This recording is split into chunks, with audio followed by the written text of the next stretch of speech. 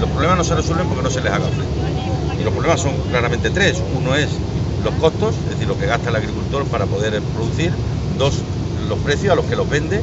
Y tres, cómo consigue que entre que empieza a gastar y que empieza a vender pueda tener la financiación adecuada.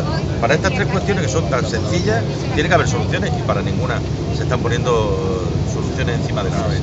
Ya vamos conociendo los precios del maíz, van a estar muy por debajo de los del año pasado, va a haber una muy buena cosecha de tomate, pero sabemos el problema que tenemos encima con la fruta. Entonces no es un problema de que luchemos para que la ciruela esté dentro o no del reglamento, que tiene que estar, es que si no está es un verdadero desastre.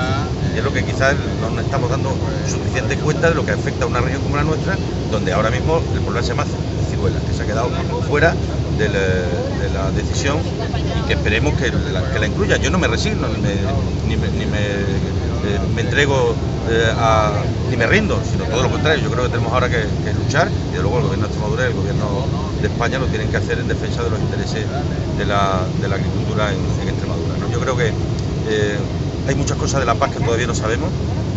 Los problemas se están amontonando y a los problemas cuando se amontonan lo mejor es irles dando solución uno a uno, poquito a poco, pero dándole solución y sin dejar de hacerlo en cada momento. Nosotros hemos sido enormemente constructivos desde el principio, pero no vamos a mirar para otro lado. Y evidentemente cuando se vayan conociendo las decisiones, y ya vamos conociendo algunas de las decisiones, nos estamos dando cuenta que algunas de ellas son enormemente perjudiciales para la agricultura en Extremadura, ¿no?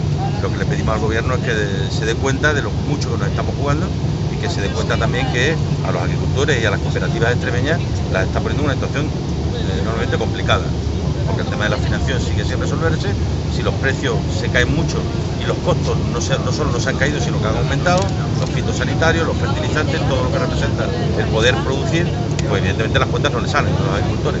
Si las cuentas no salen, veremos cómo los cuentos de la lechera que les han estado contando durante los últimos meses, pues no van a ser verdad, ¿no? O sea, un poco la posición, nuestro ánimo para el sector y nuestro apoyo desde la posición que tenemos en el Parlamento para impulsar iniciativas que pongan solución a los muchos problemas por los que el campo está pasando en este momento.